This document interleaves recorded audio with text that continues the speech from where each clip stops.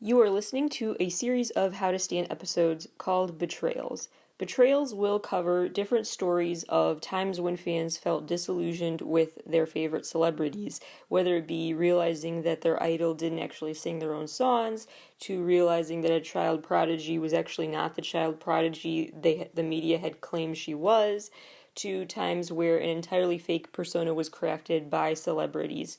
How fans react to that and why they react that way will be explored through a lot of different contexts through each of these stories.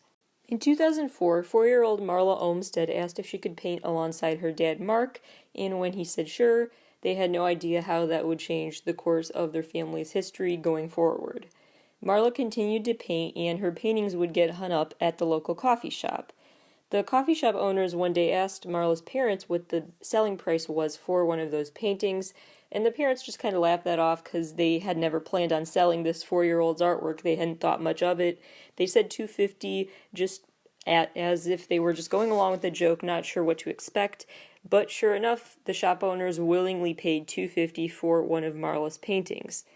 But that doesn't mean the parents suddenly thought, wow, this is a big gold mine, we can make Marla an overnight sensation or anything like that. They did view this at first as just kind of a weird one-off situation. Like, that was odd, we didn't know her painting was that good, but if they say it is, I guess it is worth that much money. And so they just went along with it. Her mom even had the check photocopied as a token of sorts of this moment. But regardless of whether or not Marla's parents wanted her to have this fame and fortune, it came, starting with a local paper reporting on this incident where the painting had been sold, and followed by a New York Times story all about Marla that compared her to Jackson Pollock, a well-known abstract artist who was known for doing the similar painting activities that Marla would do, like use a brush to sweep broad strokes across the paper in no particular order and use a bright mix of colors. Marla then got featured in art shows in New York and LA, and her paintings started being sold for hundreds and then eventually thousands of dollars, at one point $300,000, but the typical asking price would probably be around $5,000 to $6,000 for one of her paintings. But this value actually rose to $20,000 to $25,000 after the New York Times piece. She also appeared on Oprah, and papers around the world were reporting in awe over this child prodigy whose paintings were selling for so much money. But in February of 2005, 60 Minutes had an investigation of sorts, because no one had actually seen Marla paint something from start to finish, so the show set out to watch her do just that. There was initial resistance from Marla's parents, who insisted that Marla was just too camera shy of a child, and that would just not be a normal, comfortable environment for her to be surrounded by cameras, so she wouldn't paint normally, of course. They were basically implying that if you're trying to prove that we are the puppeteers behind Marla's paintings, it's not going to work because Marla would look uncomfortable anyway because of the cameras, so you're just trying to draw a conclusion that isn't there, essentially. But they eventually did negotiate and allowed this to happen as long as the cameras would be hidden out of Marla's sight so that they wouldn't really affect her comfort level as she painted. So 60 Minutes installed a hidden camera in the room where Marla was painting, and they watched the footage while Ellen Winter, a child psychologist who has studied child prodigy specifically for years, was called in to observe Marla paint and share her thoughts. What they saw was Marla painting. They did not see a parent ever jump in there and paint for her directly, but they did hear a lot of comments from her dad from off camera, basically telling her what to do. Quotes like, paint the red, you're driving me crazy, just paint the red, and this is not the way it should be, paint like you were before, things like that.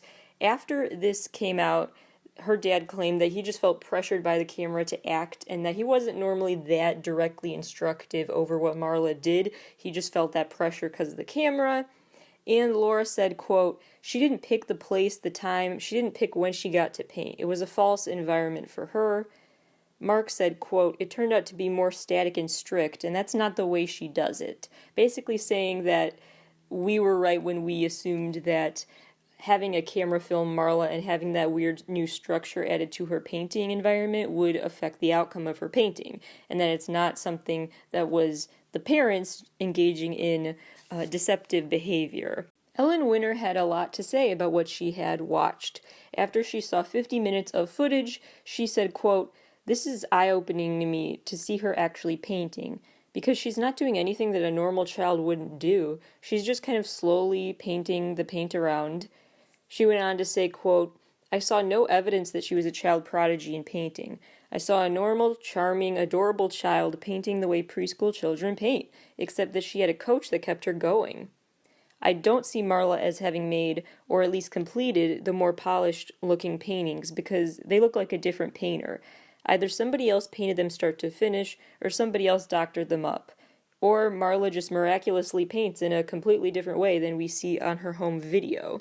She also pointed out that the child prodigies she has observed that are truly child prodigies have this natural glow as they work. When they're in their element, they have this natural joy that comes out of them, and this excitement and the passion is palpable. But Winter didn't see any of that here. Interestingly, Ellen Winter had actually said before watching all of the footage and hearing the dad order commands at his daughter, Marla's work was beautiful and deserved to hang in a museum. But afterwards she said, quote, "This was eye-opening to me to see her actually painting. She's not doing anything a normal child wouldn't do." Winter said that the child prodigies she has watched have certain types of painting behavior sometimes, but she's also never seen it in the way they are talking about abstract art. She said, quote, "I have a drawing of Picasso at age 9. It shows that Picasso was struggling to draw realistically, and he was way ahead of his age." Basically arguing that abstract art, even for Picasso, is kind of a weird, fancy way to dress up describing just how kids paint. Mark and Laura both have continuously denied ever adding to any of the paintings that Marla has allegedly made. Mark said, quote, "The media takes a story and does what they want with it. Ultimately, there are regrets. I felt very much like the pressure that was put on us and the pressure I put upon Marla. I regret that and feel a lot to blame." But he still strongly denies having any role in making the paintings. When Mark was asked if he ever helps Marla paint, he said, quote, "I think we should define help. I do have to be involved, and I have, because she was a 1-year-old, 2-year-old, 3-year-old, and I help her by priming the canvas, by lifting her up over the canvas so she can reach certain points, helping her with the paints themselves as far as getting them into ketchup bottles. From that standpoint, yes, I help." On October 5th of 2007, a documentary was released called My Kid Could Paint That. And the documentary takes a look at this story, the 60 Minutes investigation, and other times when suspicions were raised about who actually painted these things. And could a 4-year-old have done it? And if so, how much were the parents actually helping Marla? How much should she truly be considered a child prodigy? Questions like that were provoked. And the documentary even does show an intense confrontation scene between the director of this project, Amir Bar-Lev, and the parents of Marla. The director of this documentary said, quote, "As soon as my doubts reached a point where they were strong enough that it wouldn't have been right to keep them from the Olmsteads, I told them, and that's the climax of the film." So he started making the film actually not trying to make it a mystery, really. It was just about Marla as a child prodigy. But it turned into a bit of a mystery story after he started realizing more and more, I don't think Marla was actually the one to paint this. Although he doesn't overtly say that in the documentary and has remained cagey on that question in interviews about it. He has said, quote, "I have a very hard time believing that a 4-year-old did all those paintings, but I want to add that I have a very hard time believing her parents would be behind an exploitation of their kid." So he overall does admit a little bit in certain ways how he words his answers in interviews that he does not believe Marla did all that work herself, but he also doesn't want to, having spent so much time, hours and hours, making this documentary with this family, he developed a relationship with them. He was friendly with them and felt like he knew them, and it was weird and did not make sense to him for these people to be portrayed as these villains, as these stage parents in any way. He didn't see that opposite extreme as true either. So Marla may not be a prodigy, but he also didn't view her parents as doing it all, essentially. Although he would not exactly assert that was his exact view, but he has said just as much if you read between the lines. And the documentary itself doesn't actually answer the question. It's very open-ended at the end about who actually made these paintings and how much they should be worth and how much talent Marla truly has. Marla is now a 20-year-old. There was an update in 2015 about her, and at that time she was 15 and she was a high school student who talked about how she doesn't remember those years of her life at all. So it's not like they scarred her by making her an overnight celebrity. She paints as a side hobby now, but feels no pressure to make it a career or anything like that. And she has no intent on ever watching the documentary of what happened, doesn't seem interested. Some of her old paintings still get offers, but she's not selling them anymore, and her parents think that's for the best. So this is not like a never-ending grift after this documentary that it could have been. They kind of have closed this chapter in their lives as a family. And one might think that part of the reason why Marla is not the household name she may have been as a child is because the veil was lifted over this family and how potentially shady what was going on was, or how deceptive truly this story was. That could have totally just tarnished the family's reputation, but that's not really the case of what happened here. Because, first of all, after the 60 Minutes investigation was released, Marla's parents released footage they took of her painting a different painting, which they called Ocean, and people realized that didn't look like what Marla traditionally painted or had painted in the other setting, but the interested buyers bought it anyway. The painting that Marla made during the 60 Minutes investigation still sold for $9,000, despite the documentary hinting that it wasn't worth the same it may have been if it had actually been painted by a true child prodigy, but it just became in higher demand due to the publicity of the 60 Minutes. There are some more broadly applicable, larger themes here in the story of Marla Olmsted that are worth unpacking a bit. First of all, thinking about the concept of abstract art is very interesting because the concept of an art critic itself is very odd. No matter how much you try to be objective as a food critic, a music critic, an art critic, whatever it may be, there's never a 100% objective way to evaluate art because art is inherently subjective. What you view as a work of art is inherently subjective, and everyone lives in this world. Unless you are living in a completely sheltered off hole somewhere, you are influenced by your surroundings, and that will, subconsciously or not, influence how you review and think of that art overall. So as redundant as it sounds, abstract art has a very abstract definition. It's very fluid, what is viewed as great art versus just a child's scribbles. It can be the same work of art, but based on who decides it is worth a certain amount, that suddenly shifts for the entire society what that is worth. For example, these $5,000 to $6,000 paintings of Marla suddenly shot up to $20,000 in value after the New York Times deemed her scribbles works of art. Suddenly, a new characterization caused society to totally reevaluate her work, reevaluate it financially and just theoretically. How people review art is inherently influenced not just by certain influential media sources, but also by just the people they surround themselves with. If you are surrounded by people who have a lot of money and go to these big art auctions and things like that, and they are inclined to believe that the low cost of a painting is $9,000, for example, then maybe you do think that Marla's painting is worth the money. But if you don't spend your time around rich art critics, maybe, then you may view it as just scribbles that are overpriced. How you view the value of something is also influenced by your social settings and social class. This story also touches on the concept of just how art is always a socially constructed concept, and a bunch of different variables will always play into how much that art is worth based on the painter, not just the painting and its price as perceived by the media.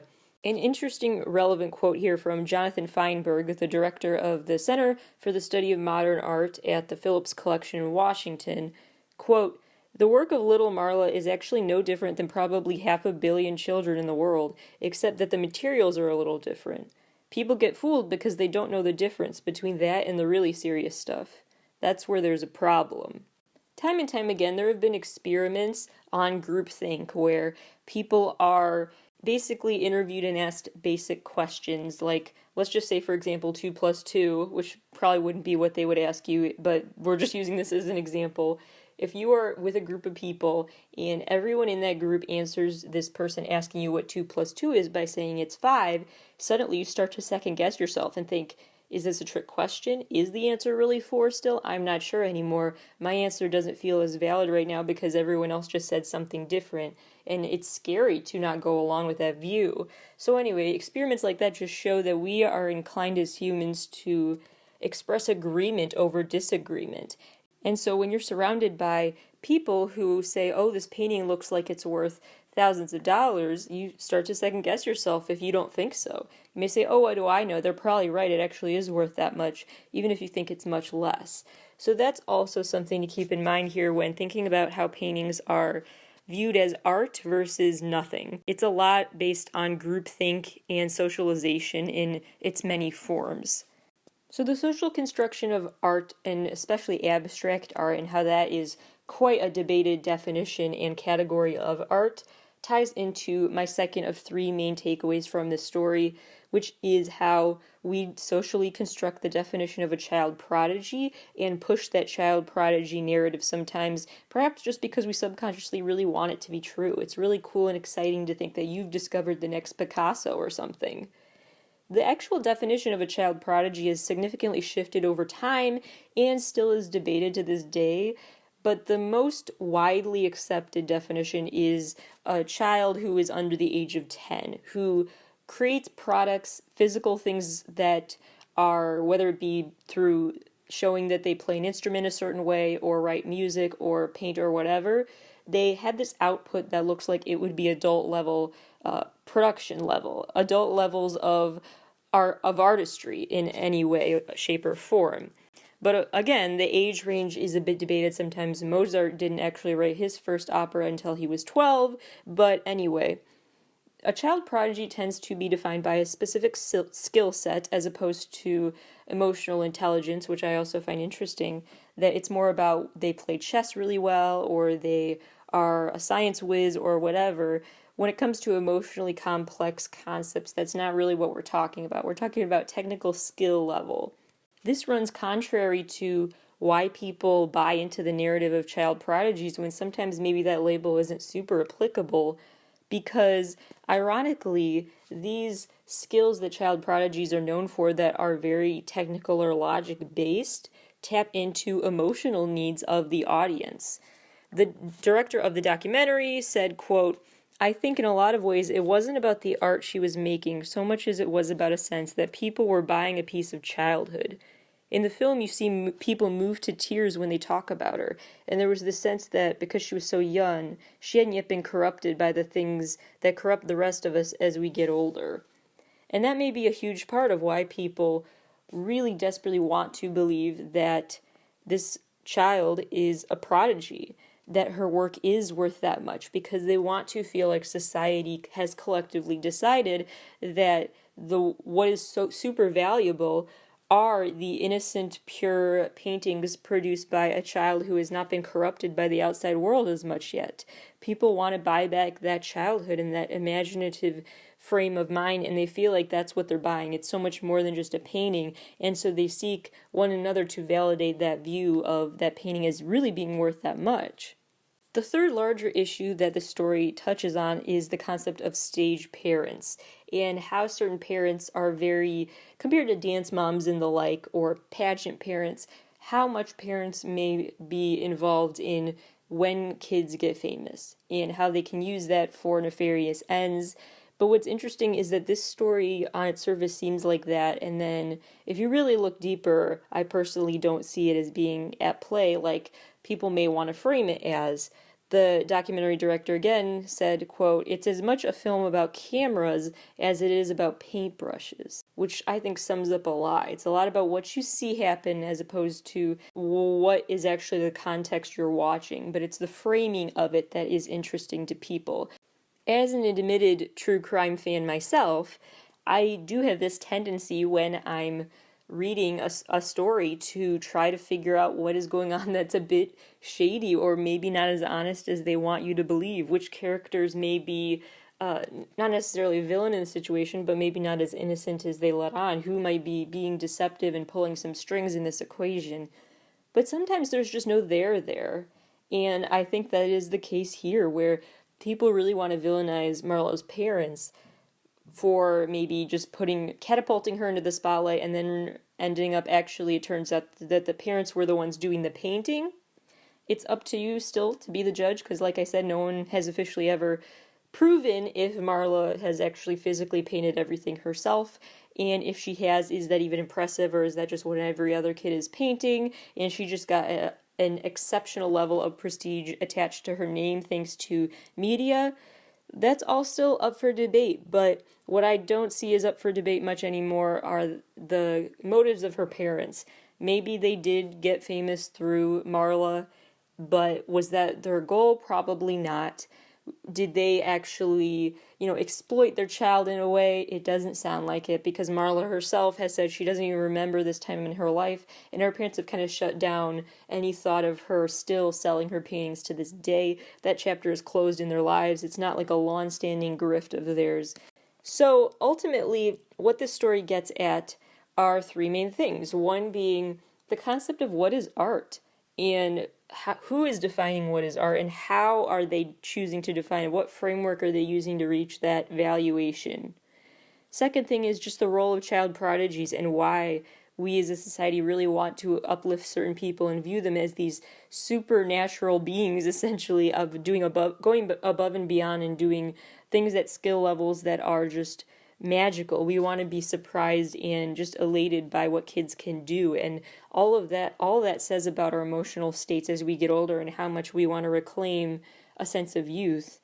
And the third thing is the role of stage parents, and how much that is something worth discussing, but also how sometimes it is a label that is without evidence put onto parents of kids who became famous without really intending to become famous. That is essentially what happened with Marla Olmsted and my take on it. After the break, a story about an adult who was much more overtly deceptive about who he was.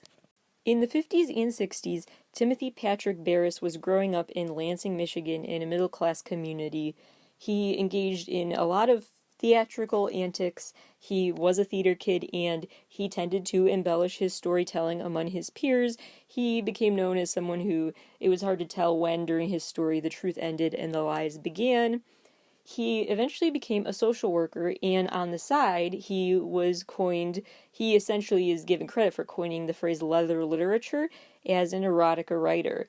He once contributed to an erotica photo exhibit that was so poorly attended that under a pseudonym he wrote an op-ed essentially scathing the event, a scathing op-ed that was published in the Weekly News, and this negative review of the photo exhibit drew so much attention that it turned into a high turnout event the next night of it.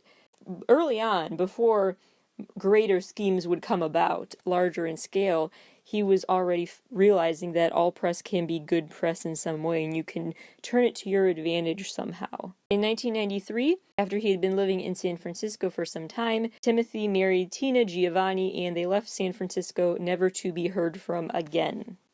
In 1999, Esquire received a manuscript submission from someone named Nasdij, Nasdijj, who pointed out that their lack of Native American writers was concerning to him, and he wanted to share a very open, vulnerable post for the magazine about his son who had died from fetal alcohol syndrome. His essay submission was called "The Blood Runs Like a River Through My Dreams," and it became such a well-received, high praise essay that was super vulnerable, opening up about a young son's death, and just being vulnerable in a way that fathers often don't feel like they have permission societally to do. But this new author, Nasdij, did. And so his piece became a National Magazine Awards finalist that same year. The next year, in 2000, Nasdij got to release a collection of essays, including that essay that really sparked his fame, "The Blood Runs Like a River Through My Dreams."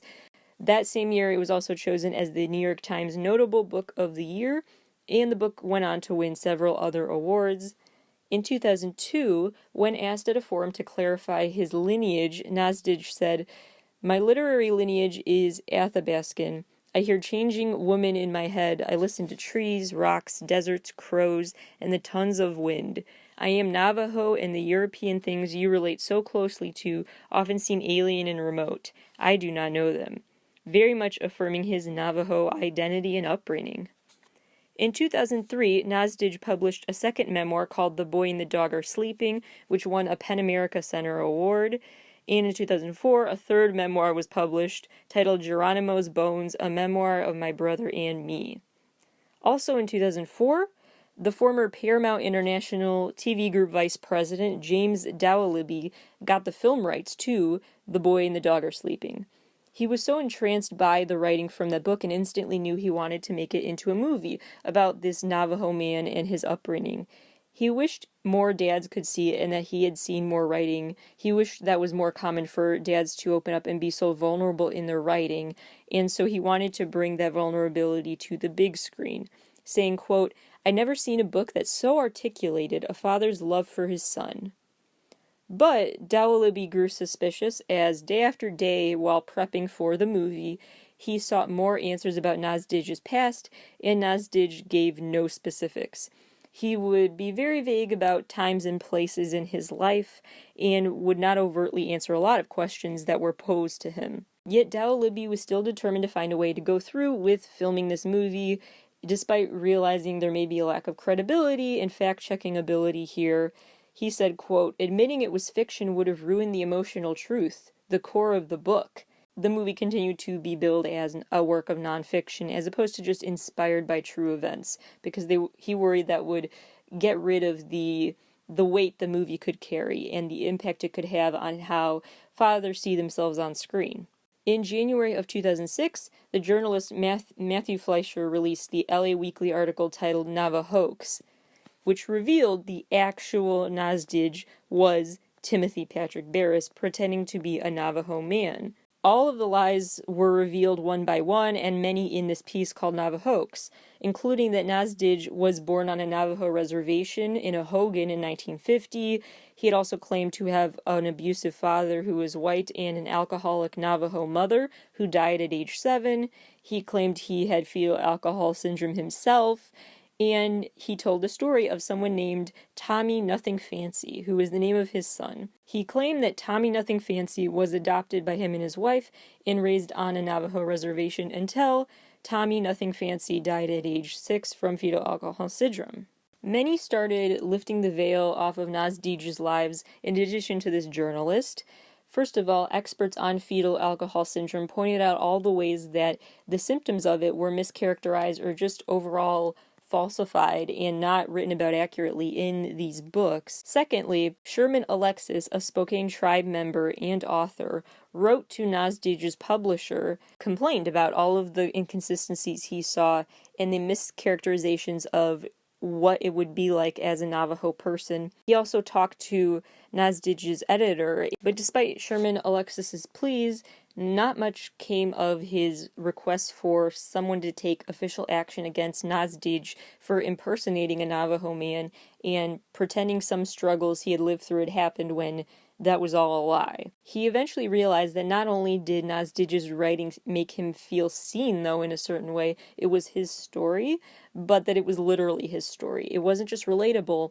Nasdij apparently had actually been just copying and pasting bits of Navajo stories into his work, including the works of N. Scott Momaday, Leslie Silko, Michael Doris. Irvin Morris, a Navajo man and professor of literature and Navajo studies at Dine College, disputed a lot of the claims made by Nasdij, first of all saying that Nasdij is gibberish, and that Nasdij had claimed it actually meant to become again in a certain language, but he said that's nonsense, it doesn't mean anything.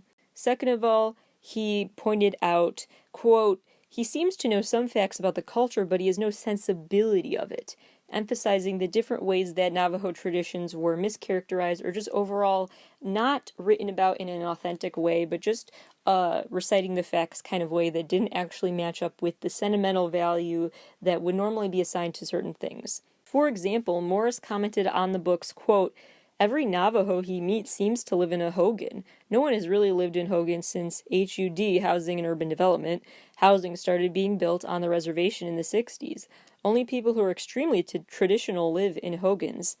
He also went on to say, you have to be really traditional to have never seen inside a library, because one of the main Navajo characters in one of Najdij's stories claimed to have never even seen a library and was entranced by it. He also seemed especially irked at this description of a mutton-filled taco that the Navajos would eat, saying, quote, now that's just disgusting. We love our mutton, but no one would use it in a Navajo taco. The spices just don't mix. Najdij claimed that his mom would teach him about his culture by using special symbols and signs in a way that was very personalized to help his learning about his ancestors and his family, and just generation from generation what they kept with them, what cultural traditions and things like that, but in a very personalized way, which is just against the way it would normally be taught, says Morris, saying, quote, that's a communal activity. To have a sign by yourself is highly aberrant behavior, like holding a church service for yourself. Nazdij said that his mom was part of the water flowering clan, which doesn't even exist. I could go on and on, the point being that he claimed a lot of things that have no backing to them whatsoever and were fully disputed by actual Navajo people. When asked why, despite his suspicions and then eventually debunking, he didn't pursue legal action against him, Morris said, quote, I've always been bothered by the false claim to the Dain identity by Nazdij,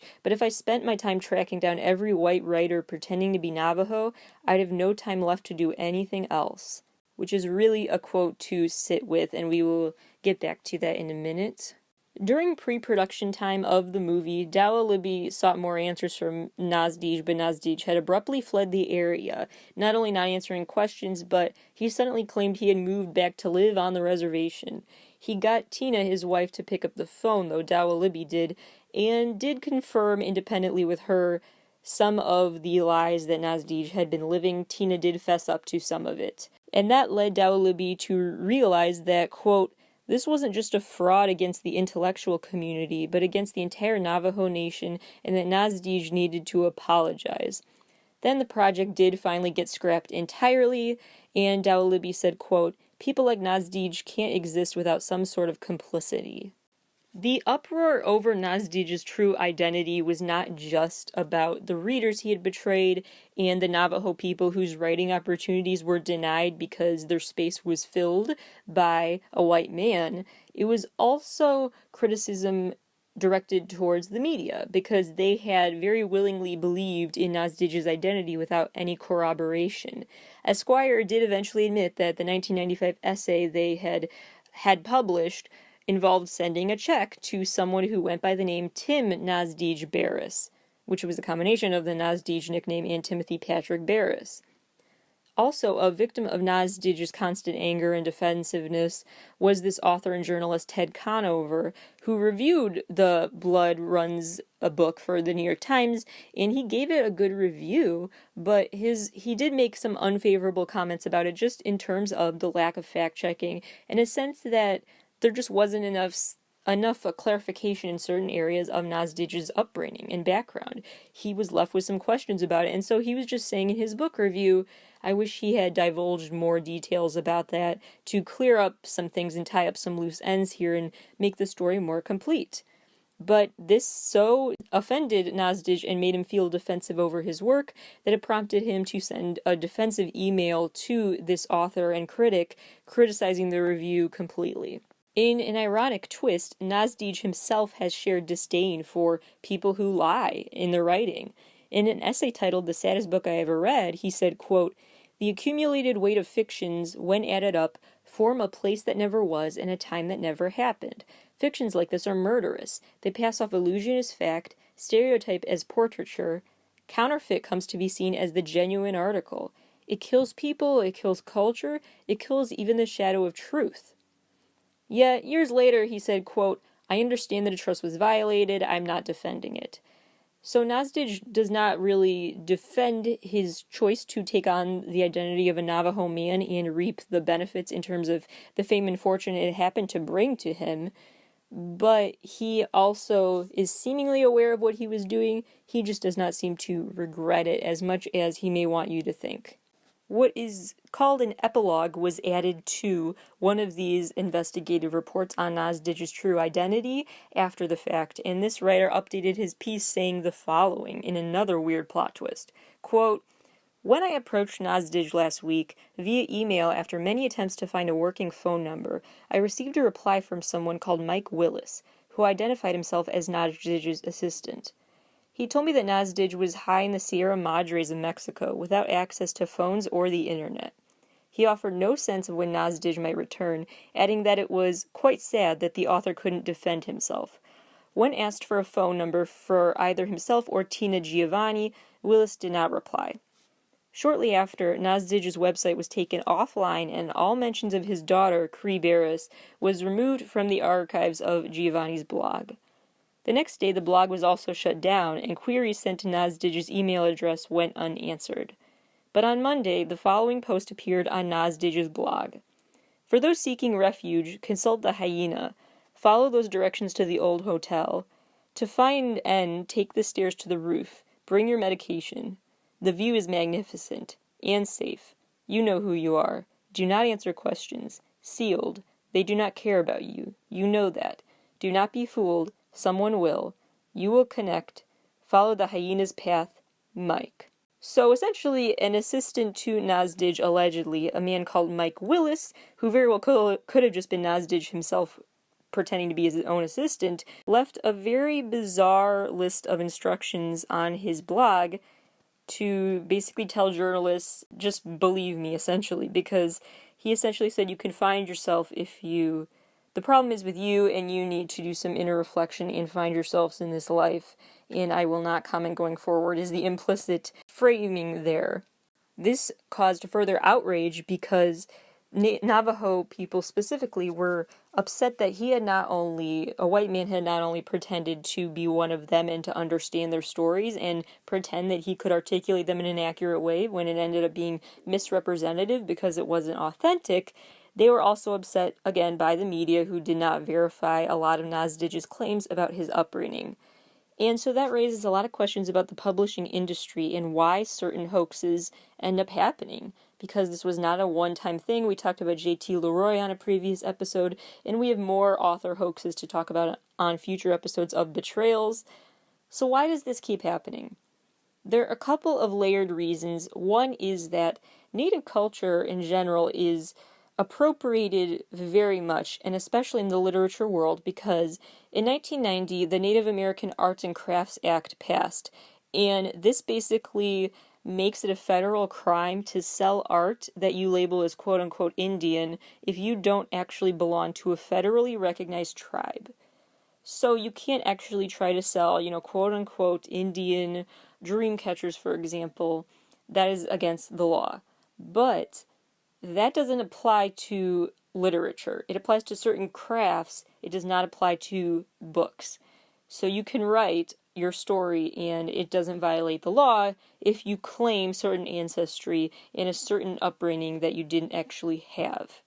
In addition to having a lack of legal obstacles to stopping this type of thing from happening, this false identity situation, there is just in general a fascination among some countries and cultures with Navajo culture and with Native culture, and that ends up being very tokenizing in ways or very just incomplete and appropriated instead of appreciated.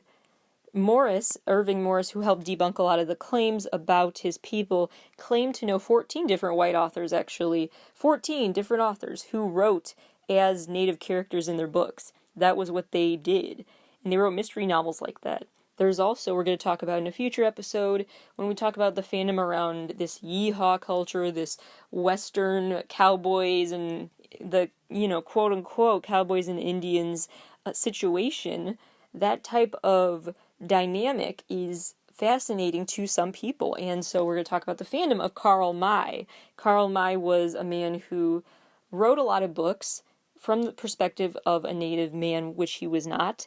There were Karl May festivals every year, Karl May theater recreations of his books, the Karl May Museum. There's so much to get to, but that's for another episode. But anyway, the point being that there is this weird, nearly fetishization of Native culture in white society, in European society, American society, and that is allowed to happen not just legally, but just culturally, it's viewed as okay. Again, it goes back to that thought of collective groupthink. If you think something is offensive to do or not right, but you're surrounded by people who permit it, you are kind of socialized to think maybe I am the crazy one, maybe it is okay. And that is really harmful. So you need people there to help stand together in opposition to things that are offensive like this. Another reason why these literary hoaxes can happen is because memoirs, first of all, are not fact-checked by publishers because that would take way too long, and there's so much that's unverifiable about what happened to you decades ago, or whatever the case may be, time frame-wise. It's just logistically impossible to fact-check everything in a memoir, so that does not happen.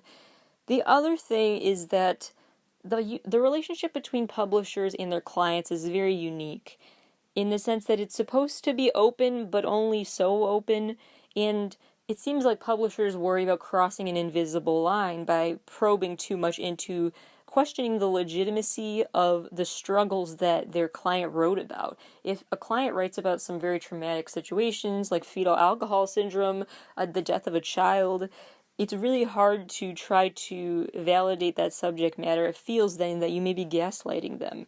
And so publishers may walk on eggshells a bit with their clients in those cases, as well as publishers don't want to jeopardize their deal with their client ever and make their client angry and storm out and see someone else.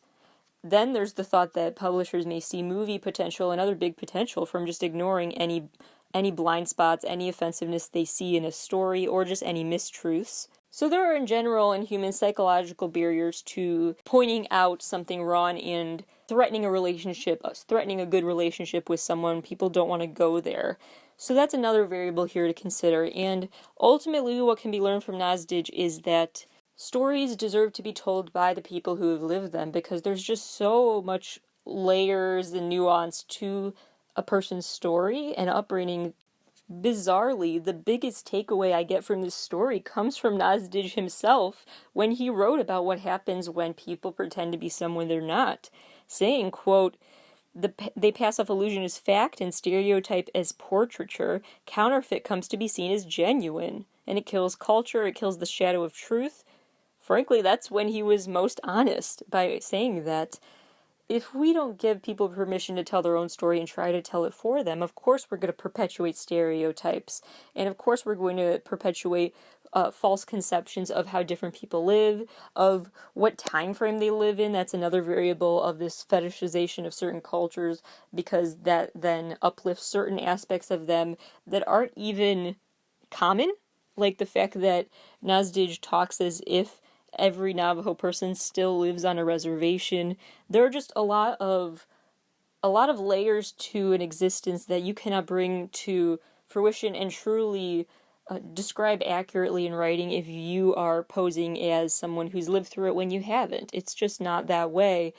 Going back to that quote from Amir Barlev about the My Kid Could Paint That documentary, these stories are just as much about cameras as they are about the paintbrushes, meaning that these stories are so interesting and at times very concerning, like in Nozdij's case, because of the messenger and the framing of the message, not necessarily the content of the message itself. That's the ultimate takeaway to me with these stories, is that it's not like ignore the messenger, but let's also stop to think more about the message.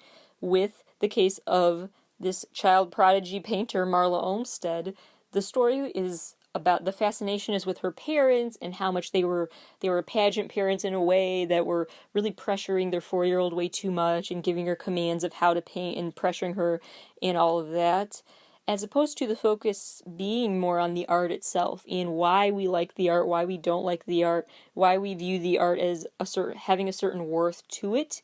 And of course that cannot be entirely disentangled from the artist, but I'm just saying that more attention should probably be put on the actual art and the questions that raises, because sometimes then too much attention is on the actors in the situation, and these parents being that example of maybe they weren't up to anything shady and there are other variables here that are worth more of our attention. Similarly, Nozdij's motives do interest me and are very peculiar, but what is more worth spending time thinking about are the elements that he characterized inaccurately about Native culture and about the culture itself, and why he felt like he wanted to profit off of it and feel like he was a part of it. Ultimately, these stories just go to show that as humans, we want to believe what people tell us. We naturally want to believe that we are being told the truth, and we naturally want to believe certain narratives are true. It's exciting to think you've reclaimed a bit of your childhood by buying a child prodigy's painting. It's exciting to feel like you're represented if you feel like this author represents truly your culture. And so to have the veil lifted off of any of that is very, very upsetting and can lead to a lot of denial. And ultimately, what's important here is impact over intent, and looking at impact here, in Nozditch's case, we do need to look at the fact that people abetted him along the way, and he almost had a movie made about his story as if it were true, and so they ought to have focused less on him and more on his claims and the actual substance they were working with, not the potential to make him a movie star or a producer or whatever. There are a lot of other variables to unpack here, and we will continue this conversation in future episodes of this Betrayals series of episodes. But ultimately, the takeaway I'd like to leave you with is just that thought that we need to pay attention to who's telling a story and who's describing something, and how much social variables are at play in how we are viewing the situation. And what is there there? Is there a there at all? Is this a crime story or not? Is this a story of taking an identity on that's not your own or not? And really unpacking what that means is worth thinking about. I will leave you with that. Thank you for listening, and I will see you for a new episode of How to Stand next week. It may be another episode of Betrayals, or it may be another one in the toy series of episodes just to keep the mood lighter. I switch back and forth these days, but either way, we'll talk about the culture surrounding a certain work of art or literature or other fandom-related thing in the next episode. So thank you for listening. See you next week.